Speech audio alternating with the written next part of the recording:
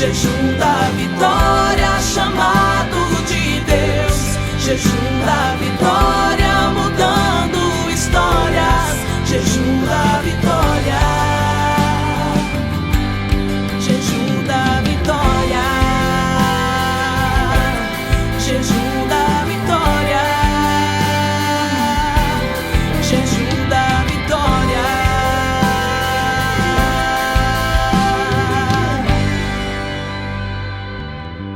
Boa noite, irmãos. Paz seja convosco. Estamos hoje no segundo elo da campanha Realizando Sonhos. O Senhor quer realizar nossos sonhos. Nós confiamos em Ti, Senhor.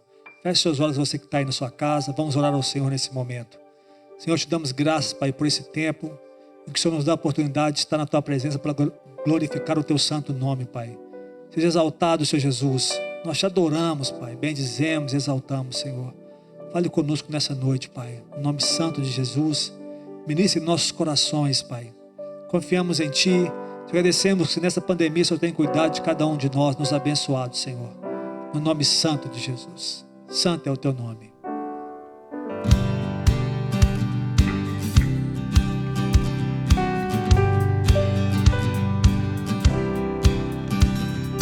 Colocar minha fé em Ti, caminhar sem ao lado olhar. Eu creio e confio em Ti. Não vou vacilar, não vou temer, vou crer. Ó Deus, abre as portas para mim, ao lugar que tem só para mim. Leva-me até o centro do Teu coração.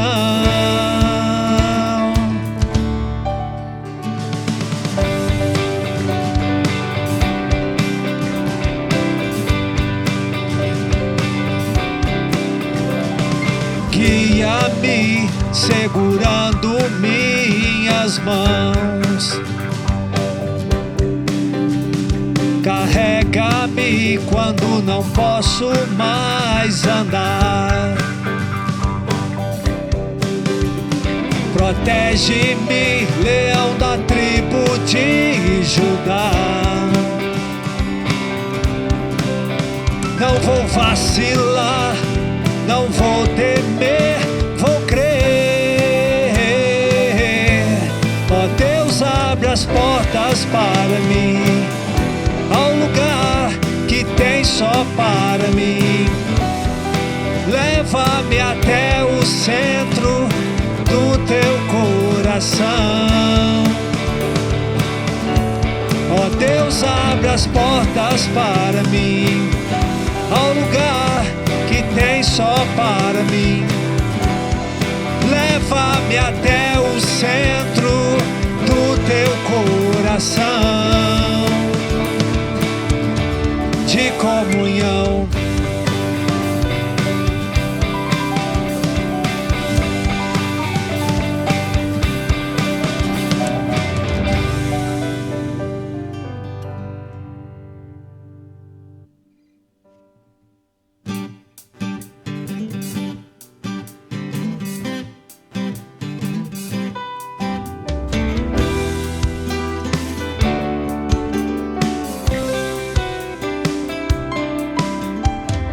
Te busco, te procuro, ó Deus.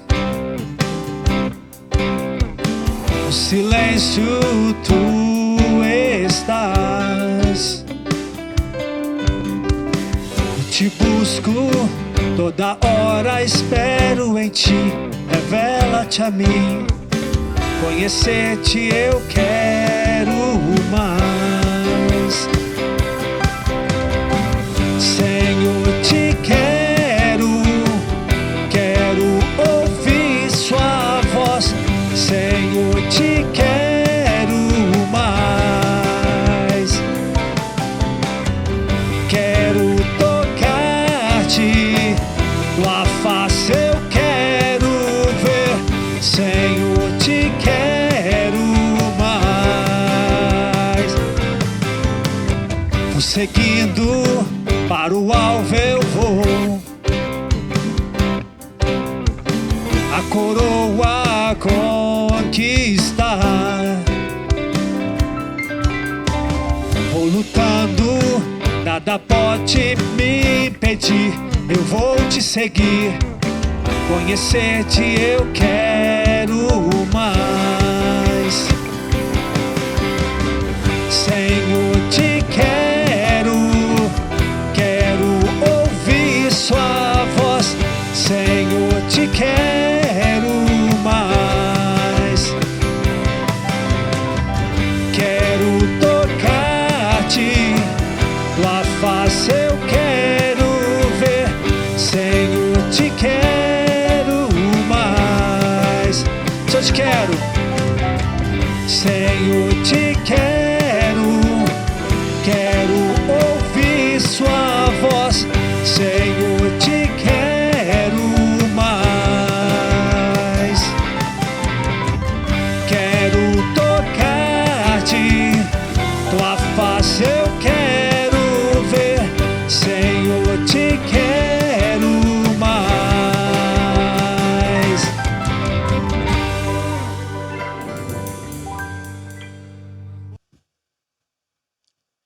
Meus queridos, boa noite. Paz seja convosco. Nós estamos aqui hoje nesse segundo elo desta campanha Realizando Sonhos. Estamos utilizando a vida de Obed-Edom como marca para nós nas mensagens que vamos pregar. Embora não usaremos em todas as mensagens o tema a respeito de Obed-Edom. Mas nesse momento, antes de pregarmos, nós vamos fazer a consagração dos dízimos, das ofertas missionárias. Sempre aparece para você aí o número da nossa conta bancária, sempre aparece para você aí o número do nosso Pix. E esta é uma maneira de nós mantermos a nossa fidelidade a Deus. Mas também, você que tem dificuldade com a questão da internet ou a questão dos bancos, né? Você pode passar aqui pela igreja de segunda a sexta, das 9 da manhã até as 5 horas da tarde, e você pode consagrar aqui no altar de Deus o dízimo, a oferta missionária. Aos domingos também, você pode passar por aqui, período das 8 até as 10 da manhã, e você pode consagrar o dízimo, a oferta, ter um tempo de oração, tempo de aconselhamento. Quero dizer para você algo que é muito importante. Você pode contar conosco, com as nossas orações, com o nosso empenho. Você pode contar com o nosso trabalho em favor de que a igreja esteja firme, a nossa fé esteja firme. Nós confiamos em Deus, mas nós também queremos contar com a fidelidade de cada um de vocês, porque nós fazemos parte da mesma família, nós somos o corpo de Cristo. Você pode contar conosco. Nós queremos contar com cada um de vocês. Nós podemos, sobretudo, contar com Deus, mas Deus também, meus irmãos, Ele quer contar com cada um de nós. Deus quer contar com o nosso compromisso com a sua obra, com o nosso temor, com o nosso amor, com a nossa fidelidade. Isso é muito importante. Vamos consagrar. Pai Celestial, nós consagramos ao Senhor nesse momento os dízimos, as ofertas missionárias, e pedimos ao Senhor nesse momento que o Senhor multiplique a semente de cada um, o trabalho de cada um. Meu Deus, que o Senhor abençoe cada um que traz o sustento, que traz o pão para a sua casa. Que haja abundância, multiplicação e uma providência sobrenatural do Senhor em nome de Jesus. Eu me lembro da tua palavra quando Davi disse que ele foi moço e agora já era velho, mas que ele nunca viu um justo e nem a sua descendência mendigar o pão. Meu Deus, que não falte nada aos teus filhos, em nome de Jesus. Amém e amém. Graças a Deus, graças a Deus. Eu vou pedir a você, para que você acompanhe a leitura conosco, do texto que está em 2 Samuel, capítulo 6, do verso 1 ao verso 11. Se você quiser, você pode também abrir aí a sua Bíblia. 2 de Samuel, capítulo 6, do verso 1 ao verso 11. Diz assim: E tornou Davi a ajuntar todos os escolhidos de Israel, em número de 30.000.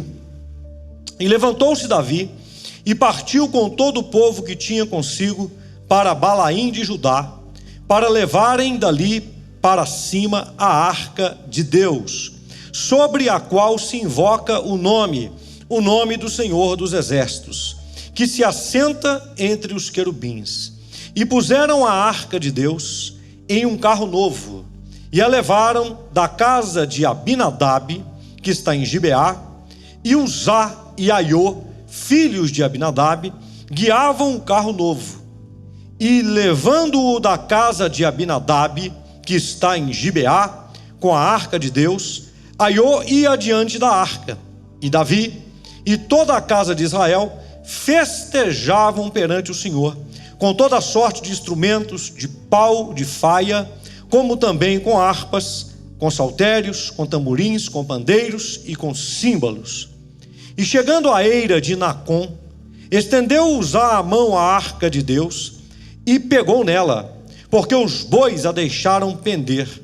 Então a ira do Senhor se acendeu contra Uzá, e Deus o feriu ali por esta imprudência, e morreu ali junto à arca de Deus. E Davi se contristou, porque o Senhor abrira rotura em Uzá, e chamou aquele lugar Pérez Uzá até o dia de hoje. E temeu Davi ao Senhor naquele dia e disse: Como virá a minha arca do Senhor?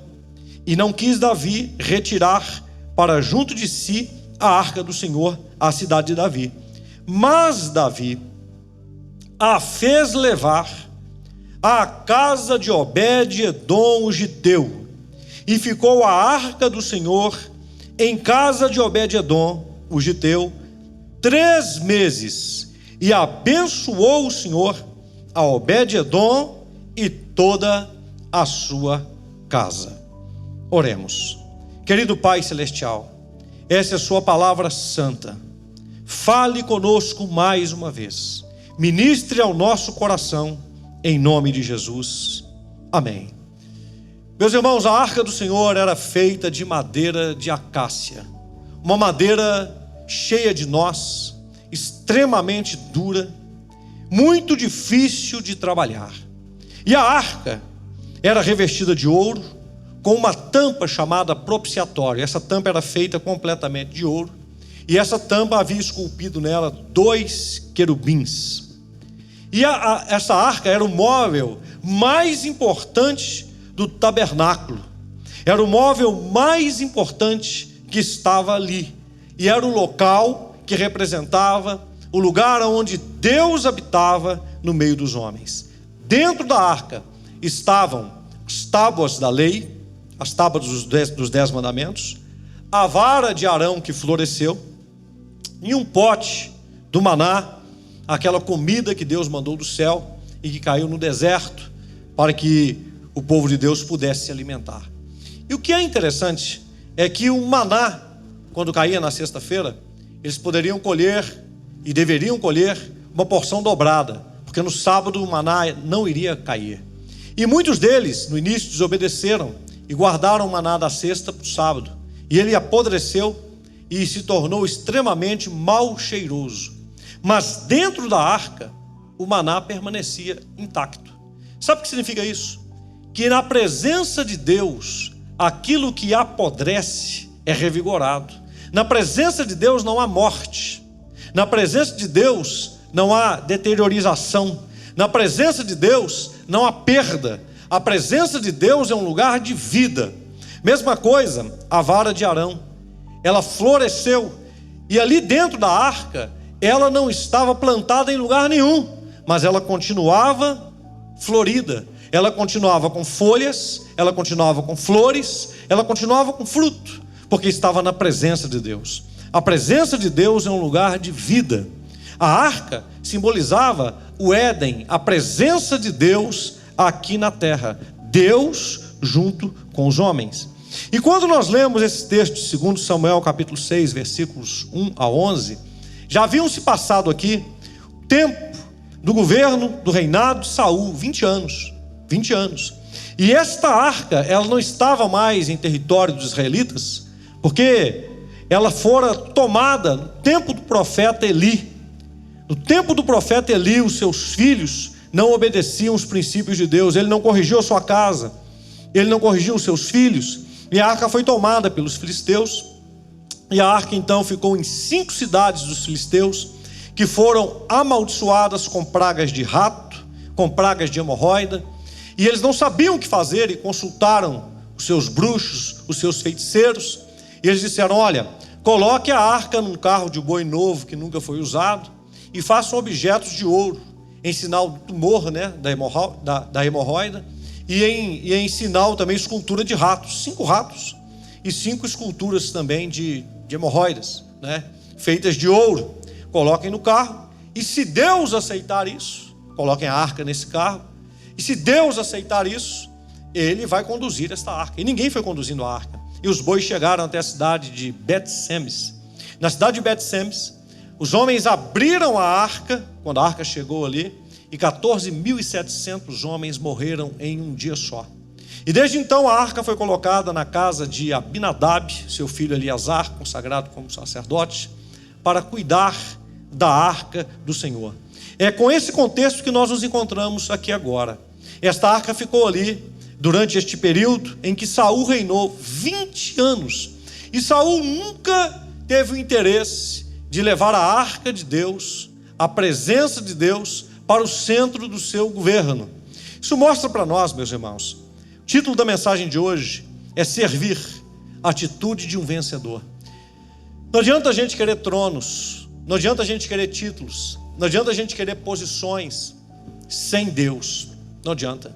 Não serve nada um trono, um título, uma posição, dinheiro, fama, sem a presença de Deus. Isso é tudo vazio.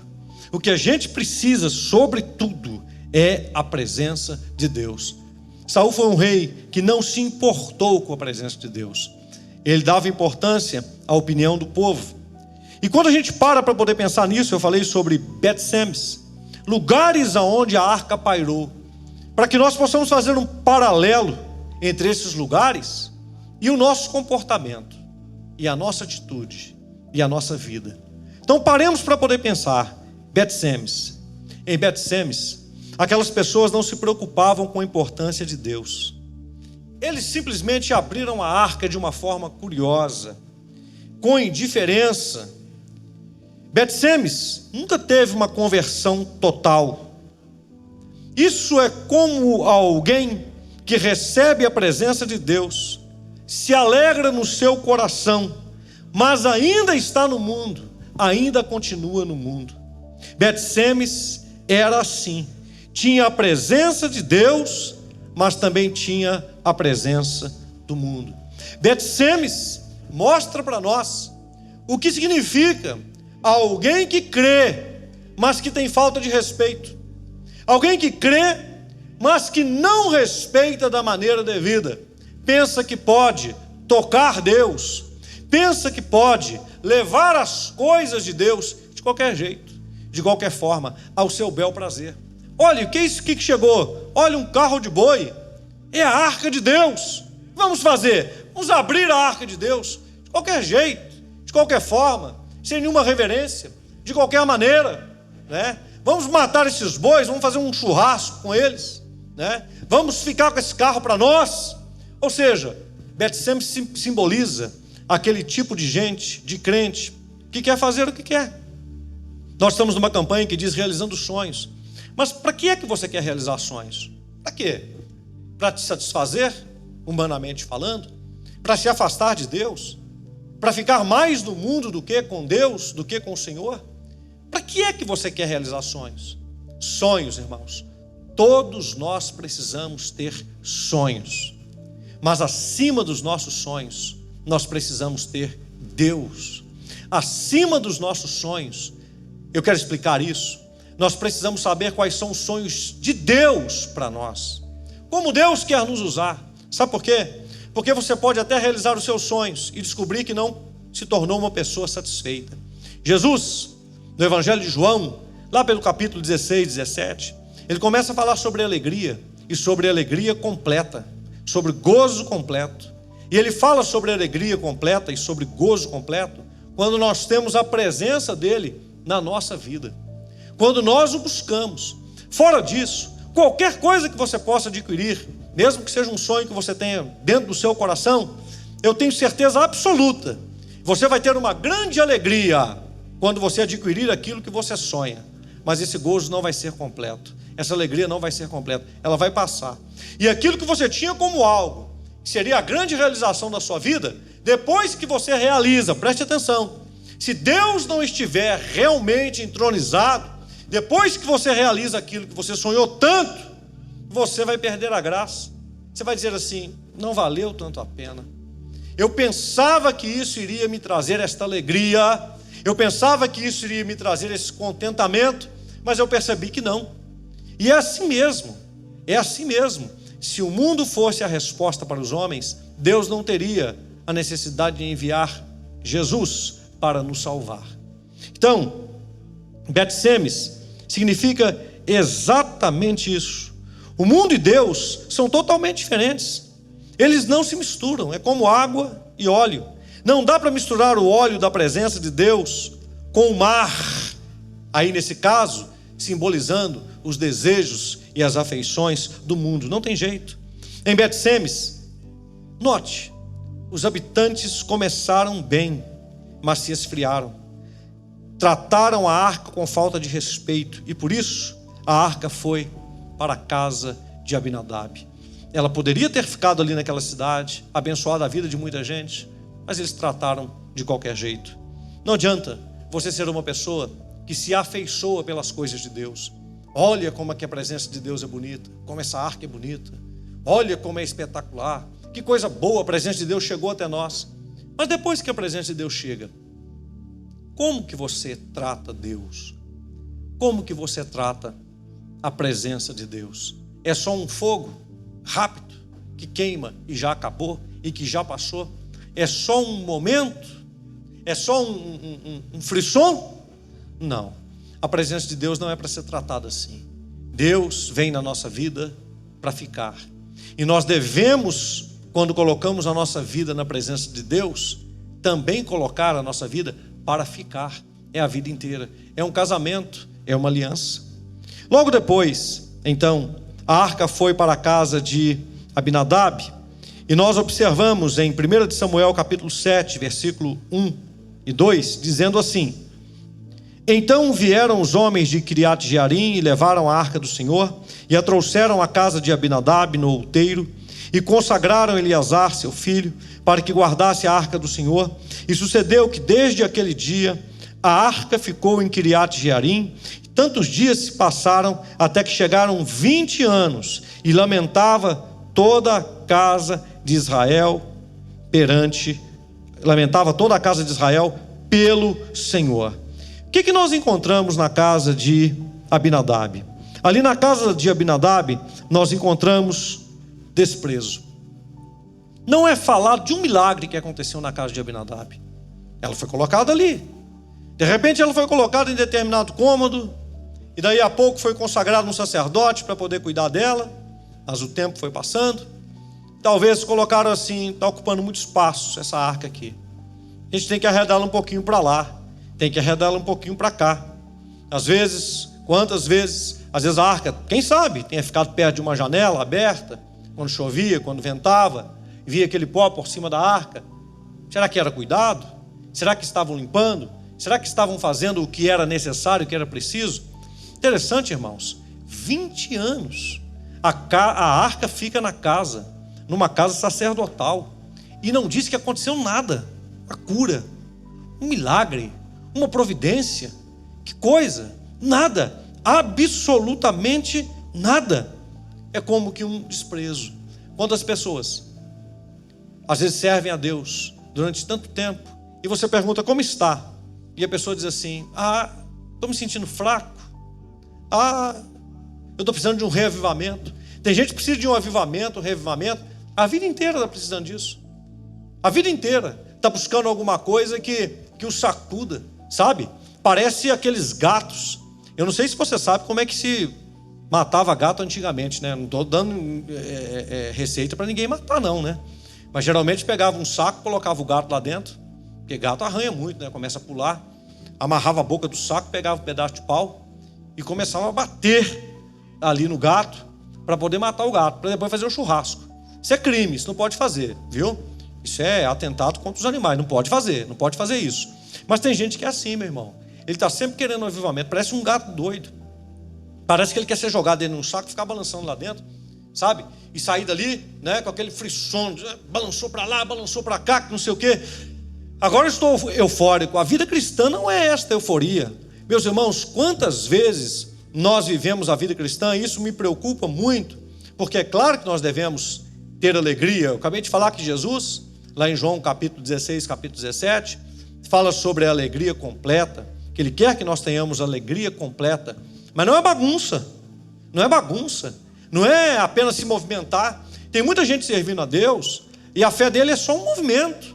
Ele gosta de pular, eu não sou contra, sabe? Ele gosta de pular, ele gosta de rodar, de girar, de fazer trejeitos com o corpo, entorta a cabeça para lá, entorta para cá, e não sei o quê, não sei o quê, não sei o quê. Olha, pode até fazer isso, são manifestações, eu não vou ficar discutindo aqui o jeito que cada um se manifesta. Mas se depois disso não tiver nada de evidente. Uma vez me perguntaram, quando estava aquela onda de cai, né? Coloca a mão, a pessoa cai. Pode cair sim na presença de Deus, também pode. Tem gente também que fala que se cair, só cai por causa de demônio. Não, a pessoa pode sentir o poder de Deus, a presença de Deus, e não conseguir ficar de pé, por causa da presença de Deus. Nós temos relatos bíblicos de fatos que aconteceram assim. Mas alguém, certa vez, me perguntou: pastor, fulano de tal caiu. É de Deus ou é do diabo? Eu disse assim, não sei, mas saberemos em breve. Como, pastor? Depois que a pessoa se levantar e a gente observar como é que vai ser o comportamento dela. Aí nós vamos saber se quando ela caiu foi de Deus ou não foi de Deus. Às vezes aquele jovem, né, caiu, foi de Deus ou não foi? Vamos ver depois que levantar. Continua desobedecendo o pai, continua desobedecendo a mãe, continua desrespeitando todo mundo, continua vivendo uma vida toda torta, toda avacalhada. Aí ele caiu lá e estava um poder de Deus, ele falou que caiu na presença de Deus. Depois que ele levantou, como é que é o comportamento dele? É um desrespeito, é uma porcaria. Então o cair dele não foi de Deus. Ele não foi de Deus. Então a gente precisa se preocupar com isso, meus irmãos. É quando nós estamos de pé. É no dia a dia. É como nós nos comportamos diante do Senhor. Então, a casa de Abinadab representa esse local do desprezo. E nós precisamos pensar: será que nós estamos tendo apreço, carinho, amor, responsabilidade pela presença de Deus? Como é que nós fazemos as coisas do Senhor? É com carinho? É com responsabilidade? É com apreço? Até mesmo quando você está aí participando do culto, juntamente comigo, como é que é? É com desprezo? Ou é com carinho, com reverência, com amor? Na hora de orar, na hora de fechar os olhos, na hora de formar a corrente, né? Na hora de interceder, na hora de cantar, no momento do louvor. Como é que é? Como é que é o nosso comportamento? Nós estamos diante de Deus. Sabe por quê que Deus não se manifesta de uma forma visível? Primeiro, porque se nós víssemos o Senhor, nós morreríamos diante da sua glória. O primeiro aspecto é esse. Nós não aguentaríamos a sua glória e todos nós morreríamos. Segundo, porque Deus é onipresente. Ele está presente mesmo que a gente não veja. E nesta presença, a gente não vendo, preste atenção, a gente tem que estar muito ligado no Espírito, para que a gente perceba a presença do Senhor, porque Ele está presente. Se você perceber ou se você não perceber, Deus está presente. Mas o detalhe, Ele é onipresente. Mas o detalhe, está presente em todos os lugares, mas não age em todos os lugares. Porque não pode? Ele pode, Ele é onipotente, mas Ele não age em todos os lugares. Ele está em todos os lugares, mas Ele não age em todos os lugares. Por quê? Porque onde não há reverência, onde não há amor, onde a sua presença não é respeitada, Ele não age. Onde Ele não é convidado, Ele não entra. Lembra do Apocalipse? Eis que estou à porta e bato. Se alguém ouvir a sua voz, ouvir a minha voz, e abrir a porta, Eis que eu entrarei, cearei com ele e ele comigo. Olha para você ver. Ele está sempre ali, ele está presente. Mas ele é um gentleman. Ele é educado.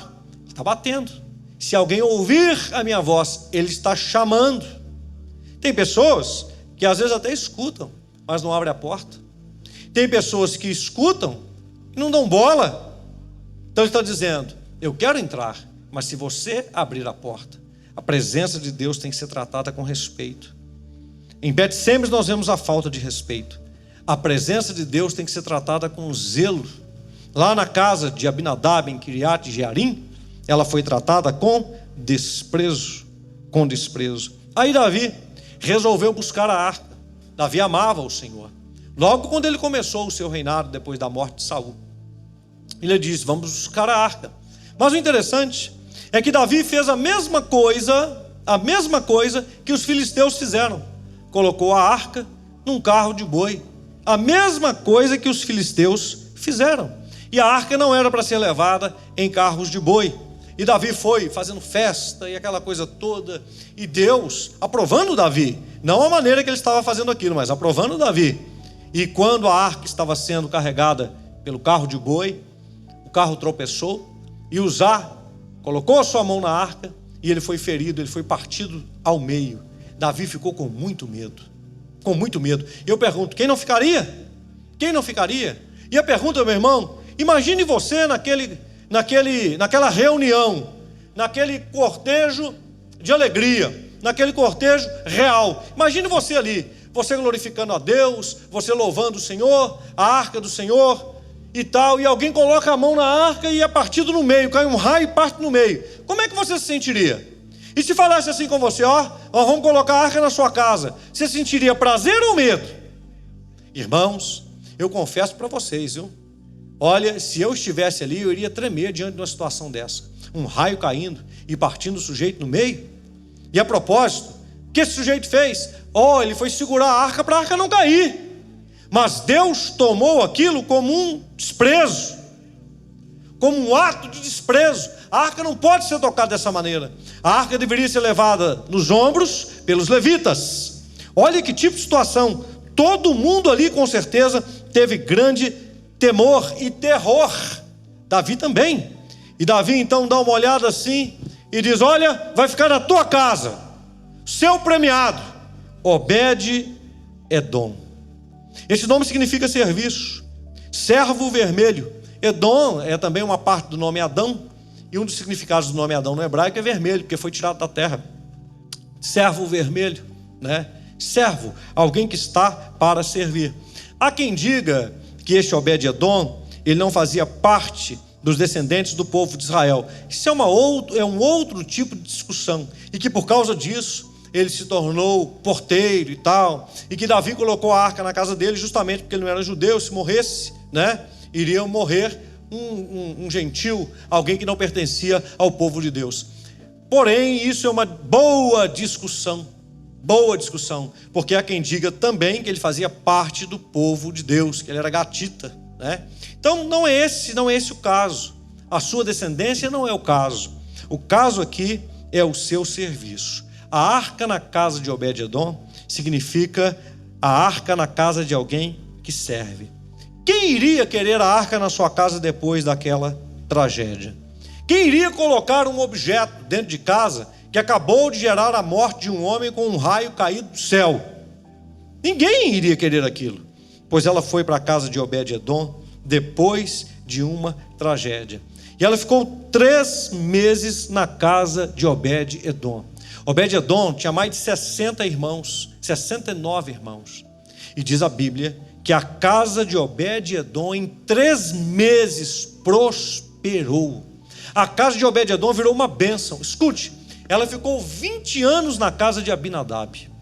E a Bíblia não diz um versículo que aconteceu algo sobrenatural na casa de Abinadab. 20 anos. 20 anos.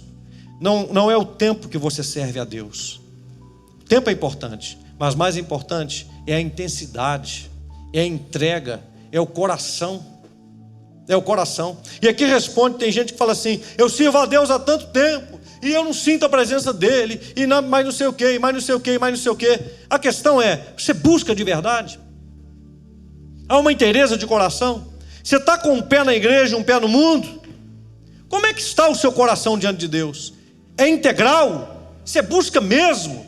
Você tem procurado andar uma vida que foge de errar o alvo, que foge do pecado? Como é que tem sido a sua andança na presença de Deus? Como é que tem sido o seu serviço ao Senhor? Na casa de Obed-Edom, ela foi tratada com zelo, ela foi tratada com carinho. Obed-Edom é aquela pessoa que vai à igreja por causa de Deus, e não por causa de alguém, ou por causa de algo. Obed-Edom simboliza aquela pessoa que não está buscando os outros, ele está buscando servir aos outros, mas ele está buscando Deus acima de tudo. Ele foi abençoado com fertilidade, as suas terras ficaram férteis. Os homens que estavam com ele, que trabalhavam com ele, a sua casa, se tornaram pessoas valentes. Não havia medo na casa de Obed-Edom. Mesmo a arca, a presença de Deus tendo provocado a morte de um homem, eles não tiveram medo da presença de Deus. A maneira que nós tratamos a Deus e a sua obra determina a maneira como nós recebemos as bênçãos de Deus. Nós precisamos ter uma atitude de um vencedor. E qual a atitude de um vencedor? Servir. Os sonhos, eles são realizados no Senhor quando nós colocamos o nosso coração a postos para servir a Deus com integridade, quando nós servimos a Deus sem olhar para os homens. Eu pergunto para você, se todo mundo começar a fazer as coisas que são erradas, você vai continuar fazendo o que é certo? Sabe por quê, meu irmão? Se todo mundo fizer o que é errado, o errado vai continuar sendo errado, e Deus vai continuar sendo Deus, e Deus vai continuar condenando o que é errado e aprovando o que é certo. Não é pela quantidade de pessoas que fazem as coisas erradas que elas se tornam certas. É por isso que o mundo está indo do jeito que vai, porque as pessoas pensam que tudo deve ser feito pela maioria. Você se lembra no momento da crucificação de Jesus? Pilatos ficou com medo, principalmente quando ele ouviu dizer que Jesus era rei. E ele pergunta isso para Jesus. Jesus disse: se meu reino fosse deste mundo, os meus, eles viriam pelejar contra os judeus e não permitiriam que eles tivessem me entregado até você. Agora, aí o Pilatos disse assim: mas eu tenho autoridade para poder mandar te soltar. E Jesus disse assim para ele: você não tem nenhuma autoridade que não tenha te sido dada do céu. A autoridade foi dada para você do céu. Pilatos ficou com medo dele. Então, quando Pilatos disse assim: eu não encontrei nenhum pecado nele, ele não fez nada de errado, ele é o rei de vocês. E eles gritaram assim: ó, crucifica-o, crucifica-o. E o Pilatos disse assim: então crucifique-o vocês. Eles disseram assim: mas qualquer homem que diz que é rei é contra Roma. Aí o Pilatos ficou numa situação difícil, e mesmo contrariado, ele teve que tomar uma decisão. Ele vai lá e lava as suas mãos, porque ele ficou contrariado, numa situação complicada, mas ele tinha que ter tomado uma decisão, ele tinha que ter tomado uma postura, ele tinha que ter tomado uma decisão. Os judeus não receberam a Jesus com a devida honra, não receberam a Jesus como rei. Quando ele foi crucificado, o próprio Pilatos mandou colocar lá na cruz dele: Jesus Nazareno, rei dos judeus. Nós precisamos, meus irmãos, compreender isso. A que preço nós queremos realizar os nossos sonhos? Porque se for para você realizar um sonho, preste atenção, a custas de deixar Deus de lado, não faça isso. Se for para você, por exemplo, arrumar uma namorada, mas a custas de não servir a Deus do jeito que Ele é devido, então não fique com essa namorada. Você, moça, não fique com esse namorado. Não vá para um casamento a custas de você sacrificar a sua fé, o seu ministério. Não vá, porque isso não vai lhe dar bem. Não vá para um trabalho a custas de você sacrificar a sua fé. Não vá. Você pode negar qualquer outra coisa, mas você não pode negar o Senhor. Você não pode deixar Deus de lado. Não trate Deus como o povo de Bet-Semes, com falta de respeito. Não trate Deus como a casa de Abinadab, com desprezo. Trate Deus com zelo, com responsabilidade, com serviço, como foi na casa de Obed-edom. E os seus sonhos vão ser realizados. Você vai ver a obra de Deus acontecendo na sua vida e acontecendo através da sua vida, em o nome do Senhor Jesus. Eu quero convidar você agora a formar comigo mais um elo dessa corrente poderosa das 7 orações. E o segundo elo dessa campanha, realizando sonhos. E eu quero convidar você para que nesse momento você se coloque de joelhos e vamos falar com Deus. Feche os seus olhos agora. Querido Deus, poderoso Pai, no nome do Senhor Jesus, neste momento, eu apresento ao Senhor a vida deste homem, desta mulher, deste rapaz, desta moça, deste adolescente, desta criança, que se colocam diante do Senhor agora, unidos numa só fé, para apresentar ao Senhor um pedido, um sonho, uma realização, uma necessidade. Meu Deus, nós vivemos um tempo de tanta necessidade. Nesse momento, eu não tenho condições aqui de apresentar a necessidade de tantos que estão clamando, mas o Senhor está ouvindo a oração de cada um, onde quer que eles estejam. Eu te peço agora, meu Deus, entra com a sua provisão, entra agora com o seu milagre, entra agora, meu Deus, fazendo aquilo que nenhum homem pode fazer. E no nome de Jesus agora, meu Deus, opera um milagre na vida desta pessoa, nesta casa, nesta família, seja qualquer que for a necessidade, um milagre. Faça a obra, meu Deus, no poder que há no nome de Jesus. E nesta fé, meu Deus, eu declaro formado agora mais um elo dessa corrente poderosa das 7 orações. E o segundo elo desta campanha, realizando sonhos, em nome de Jesus.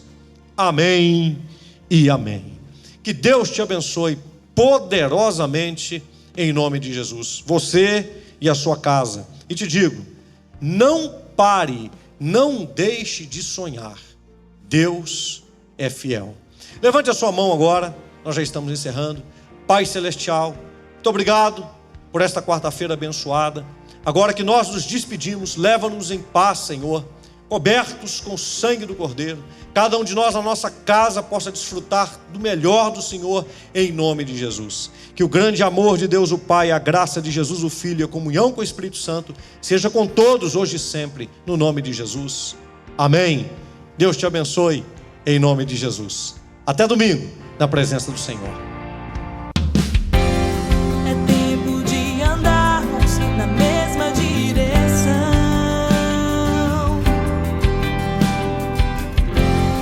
É tempo de ser um com meu irmão.